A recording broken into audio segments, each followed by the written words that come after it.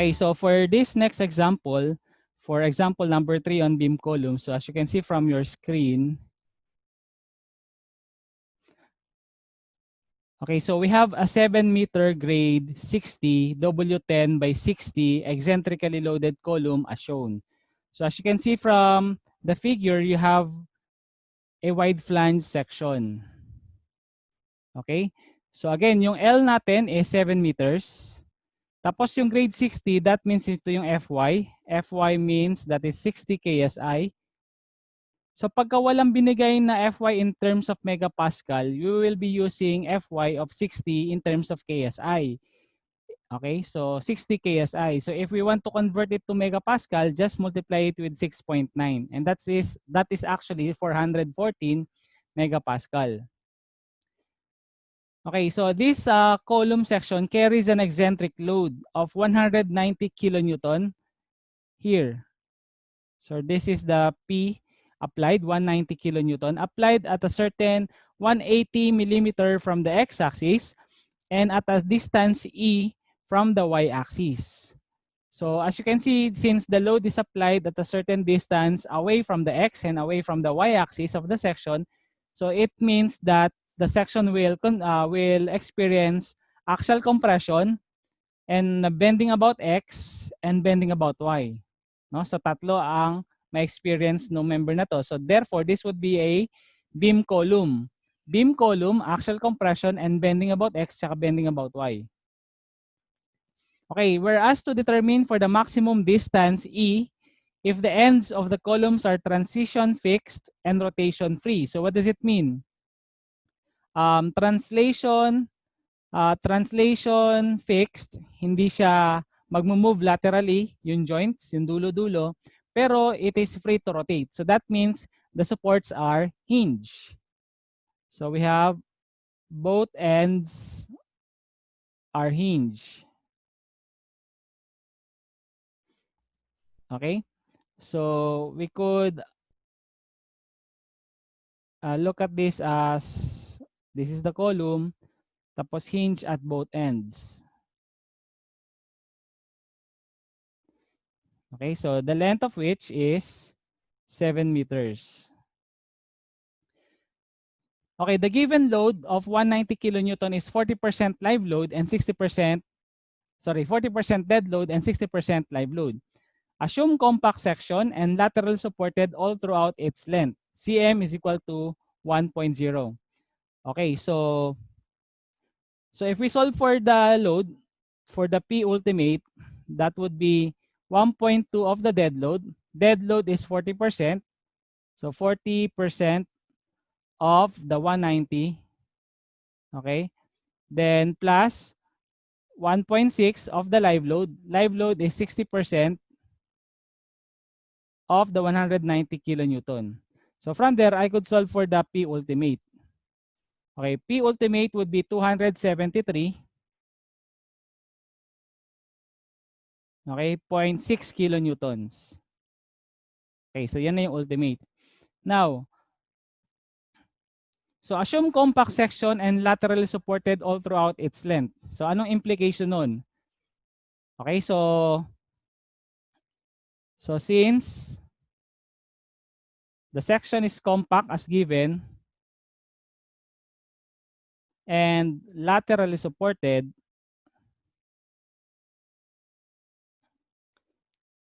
so that statement says that the nominal moment strength, Mn, X is equal to plastic, and that would be Fy Zx.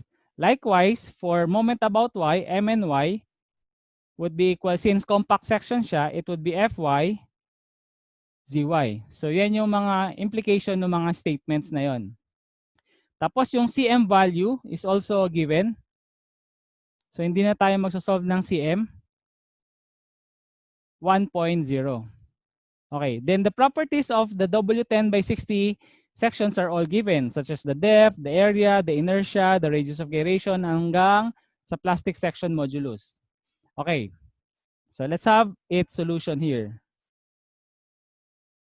Okay, first question, are you convinced that this problem or this member is a beam column? Yes, no? So beam column 'yan kasi meron siyang axial, which is the P, and we have its moment about X at saka moment about Y because of the eccentricities. Again, due to the load P, may compression siya. Tapos due to the eccentricity about X and about Y, magkakaroon siya ng moment about X and Y. Okay. So the P sub U would be equal to, as calculated, 273.6 kilonewtons. Okay. How about what would be the maximum moment mu x? What would be our MUX, or the maximum moment about the x-axis? And that would be the PU multiplied by the eccentricity about x. And the eccentricity about x is 180, or that's 0.18 meters. Okay, so that would be 273 times 273.6 times 18, so that would be our MUX. 273.6 times 0.18. So that would be 49 to 400 to 48. So that is kilonewton meter. Okay, tapos yung MUY natin would be PU times yung E, which is E is unknown. And that would be 273.6 times E. And that is expressed also in kilonewton. Let's say E is expressed in meter, so that would be kilonewton meter also. Okay, so yun yung mga actual loads natin. Now, so pagka beam column, ang unang i-check natin is, i-check natin yung PU over phi PN if it is less than or equal to 0.2. So i-check natin siya. So okay na tayo sa PU. Ano yung phi PN? Ano yung phi PN? Okay, so of course yung phi natin, that is compression, that's 0.9. Okay, ano yung PN? PN is, di ba, FCR AG. Okay, ano yung FCR? FCR depends on the slenderness ratio of the column. So, unahin natin slenderness ratio. KL over R. Ano yung K? Both ends hinge. So, 1. Ang length natin is 7 meters. So, in millimeters, 7,000. Divided by R. Ano yung R? Wala namang lateral support dun sa member. So, yung R natin would be the R minimum. And the R minimum would be the RY. And the RY is 65.1. So, the slenderness ratio would be 107. 0.52688. Ayan, so store mo na lang sa calculator. Then we compare it versus the C sub C. The C sub C is 4.7171 square root of E. Okay, yung E, anong gagamitin natin E? Yung 200,000 megapascal ba o yung 29,000 KSI?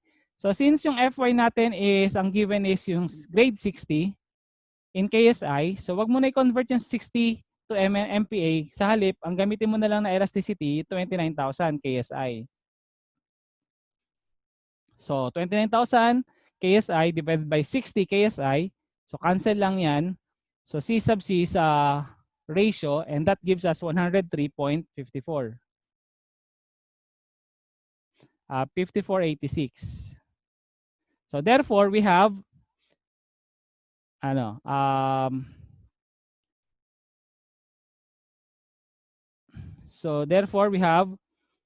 since our KL over R 107 is greater than C sub C, therefore we have a long column.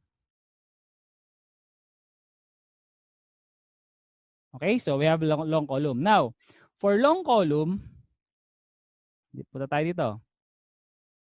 For long column, ano ang FCR natin pagka long column? Diba yun yung 0.877 FE. Now, ano yung FE? Yan yung Euler stress, which is pi square E over the KL over R square. So, pi square E, say 200,000 para maging megapascal yung Fe natin, divided by the KL over R, which is 107.52688. So our Fe is equal to 170.724 megapascals. So solving that FCR, so that would be 0.877 times Fe, 170.724. So our FCR becomes 149.725. So again, that is still in terms of megapascal. O, pag alam mo ni FCR, edi makukuha mo na yung VPN. So VPN is equal to 0.9. Ano yung PN? FCR AG. So that's 0.9. FCR is 149.725 times AG. AG is the section property from the given 11,400.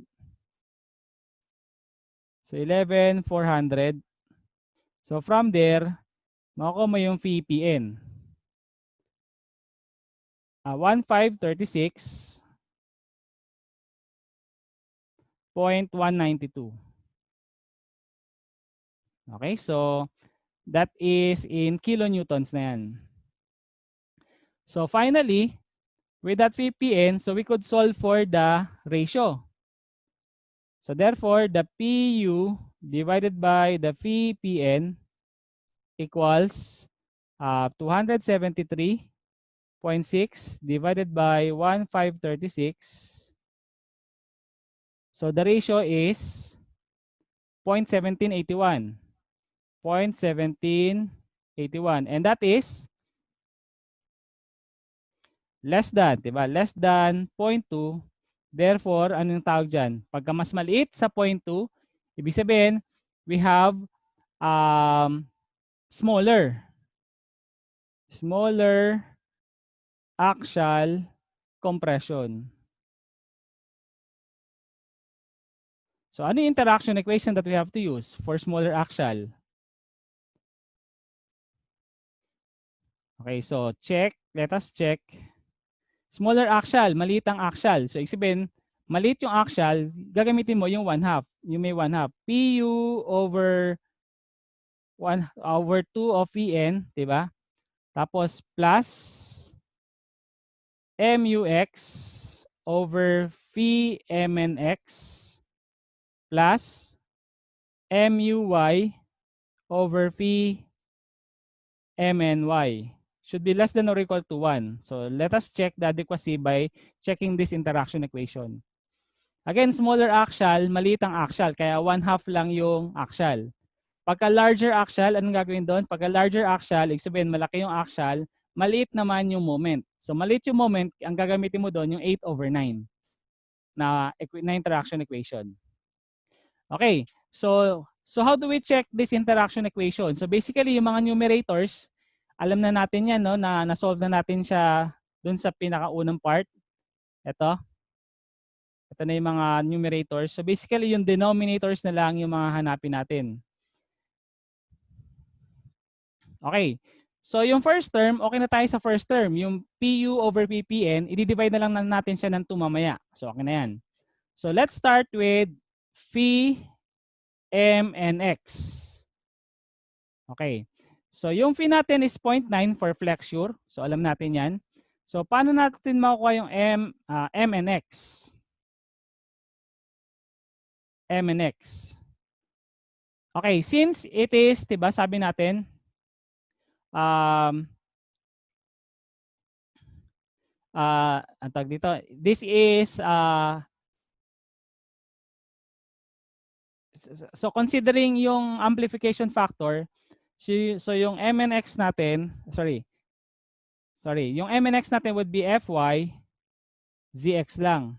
Kasi As given in the problem, the section is assumed to be compact tapos lateral supported siya within the span of the beam.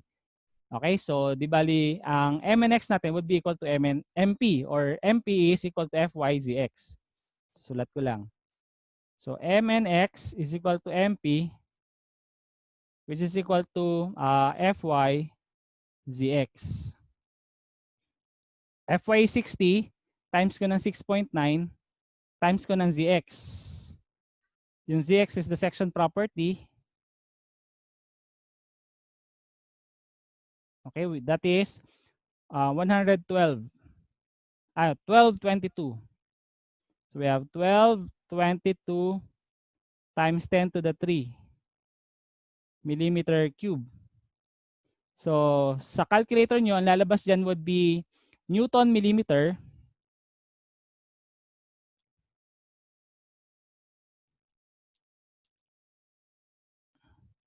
Okay, so divide na lang natin siya ng 1 times 10 to the 6 para siya maging kilonewton meter. Okay, so that would give us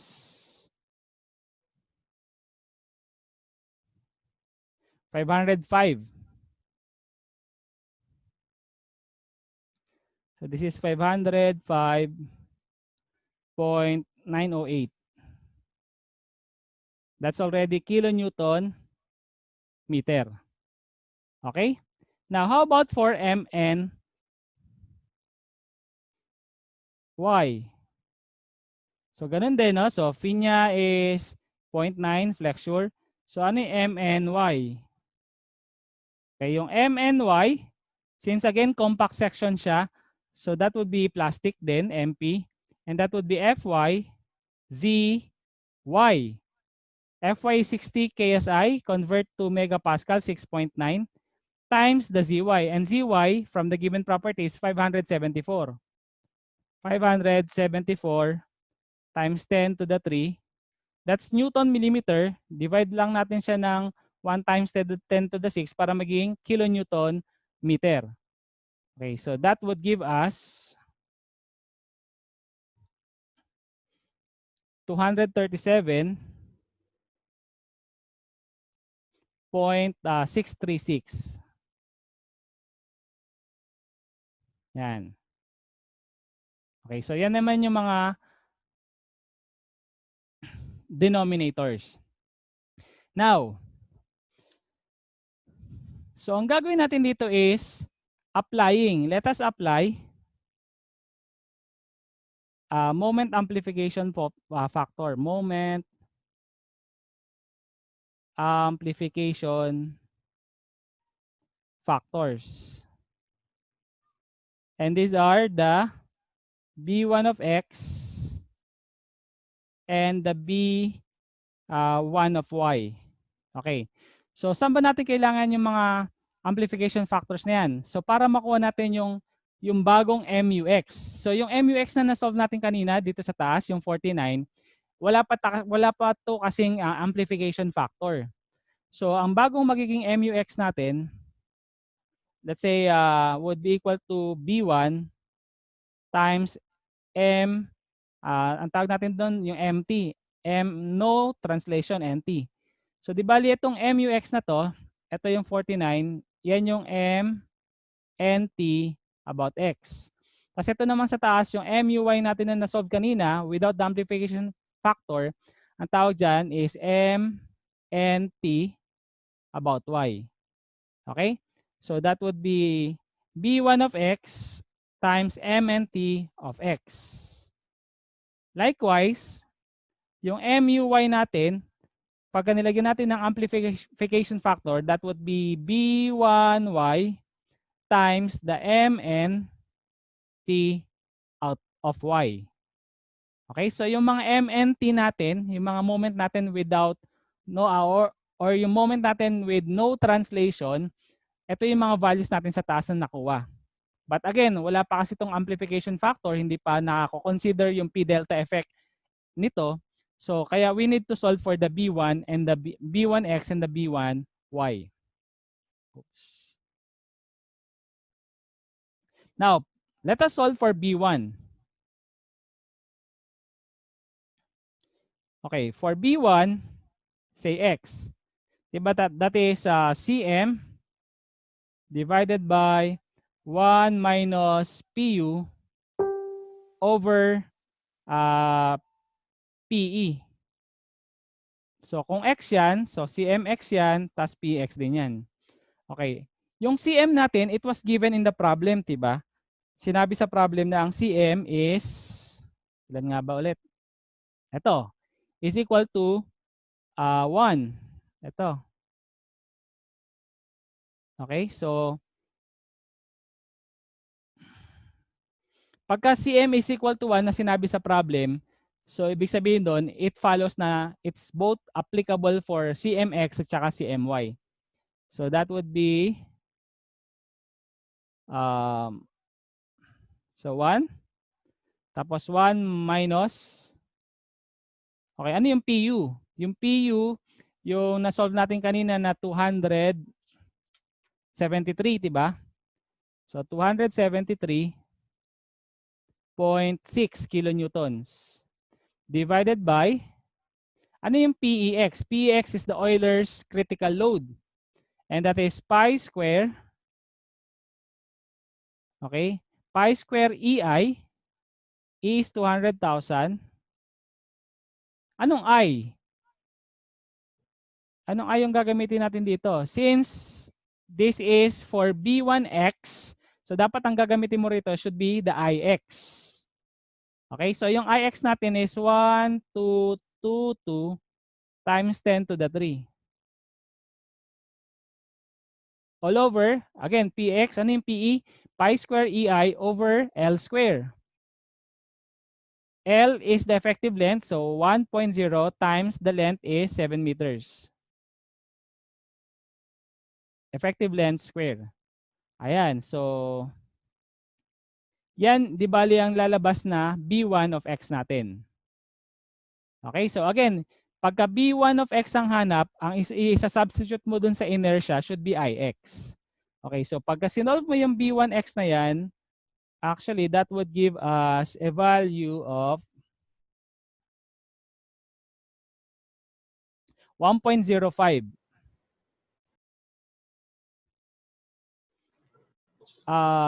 Okay.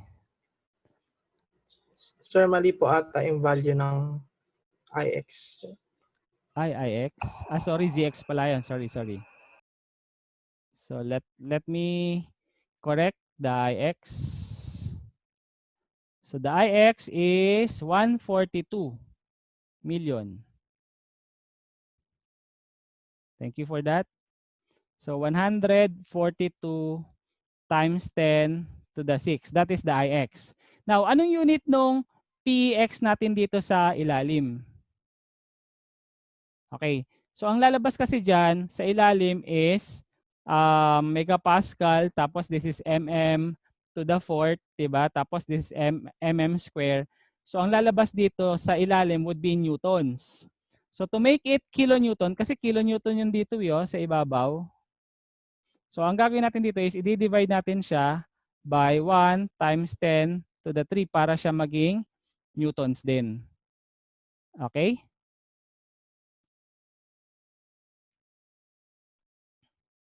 Kaisin ko lang.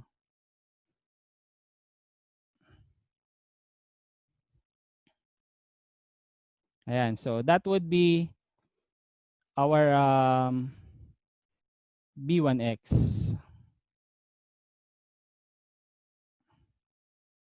Okay? So this would give us 1.05023.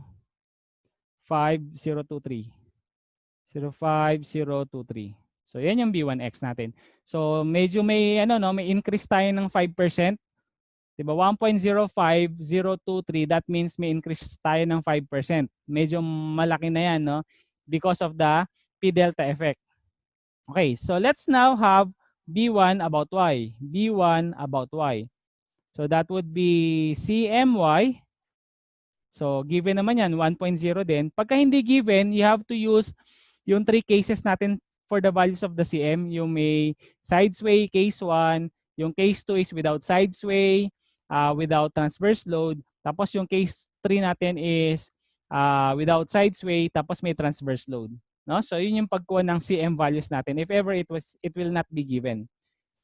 Pero again, for this case, it's given. So gamitin lang natin kung ano yung given. So for B1Y, so that would be 1.0 yung CMY. So 1 minus, again, the PE is 273.6. Again, that is kilonewton divided by PEY. Okay, ang PEY naman would be pi square E, 200,000, times IY. O, tingnan natin yung IY.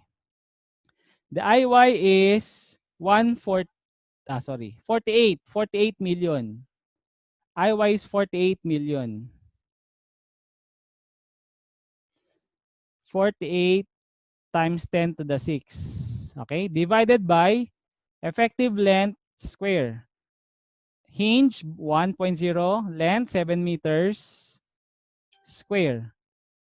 Okay, so again, since the PU is in terms of kilonewton, so divide natin siya ng 1,000 para siya maging kilonewton din yung nasa ilalim. Ayan, so that would give us B1Y equal to, ito medyo mas malaki ito. So 1.16. 16,482. So that means meron siyang 16% increase in moment due to P delta effect. So yan yung ibig sabihin niyan. Okay, so pagsasama-samahin na natin lahat sila.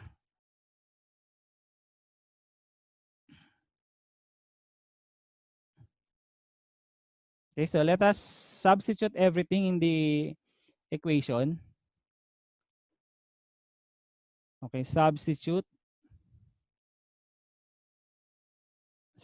in the interaction equation.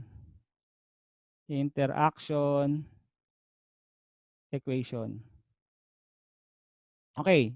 So yun yung PU over VPN, sulat ko lang, over 2 plus MNX,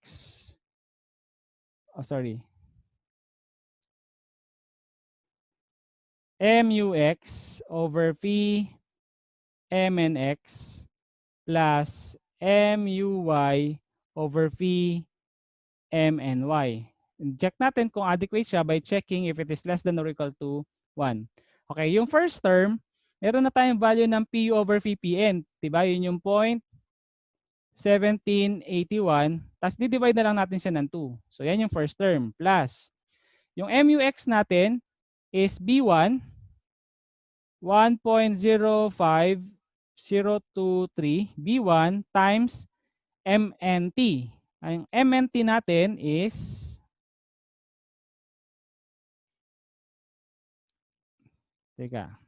MNT natin is about X 49 to 48.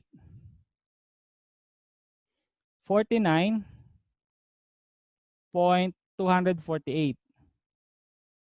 Okay, so divided by VMNX.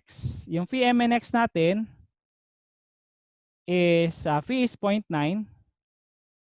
Yung MNX natin is this, yung 505. Now 505. 505.908. So check natin yung units. Diba yung 49 is kilonewton meter na siya. Tapos yung 505 kilonewton meter din. So consistent na siya. So maka-cancel lang yan. So it would just give us the ratio. Okay, then the last term would be MUY. Yung MUY natin would be B1Y 1.16 482 times times yung NT natin, no? So dun sa MUY, yun yung 273.6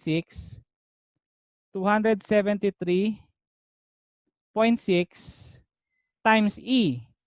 So yung E yun yung unknown. So times E. Okay, so times E. Yan. Yan yung unknown. Divided by phase 0.9 for flexure again. times MNY. Yung MNY natin, na-solve natin to be 237.636. Ayan, so yung 273.6 is in kilonewton. Let us assume that yung E value natin is in meter. So kilonewton meter na yung nasa numerator dyan. Tapos yung 237 naman is also in kilonewton meter. So consistent na siya.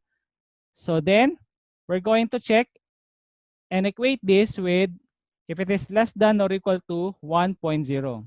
So since yung E yung sinosolve natin, so ang gagawin natin dyan is solve for E. Okay, so yun, pagka kinalculate natin yung E natin dyan, so E should be less than or equal to, ang lalabas dyan sa calculator natin is in meter.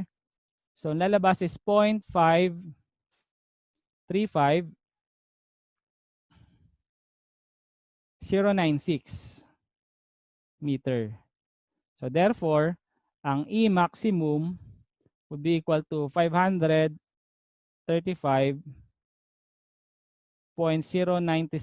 millimeters.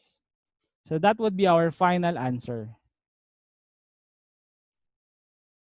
So ganyan kalayo dapat yung load from the y-axis so that the member would be adequate. Question about this problem? So again, this problem, we were able to analyze and solve for the maximum distance considering amplification factor. Okay, so ganyan yung mangyari. So kapag hindi sinabi sa problem kung gagamitan mo ba ng amplification factor o hindi, so pag walang sinabi, use amplification factor.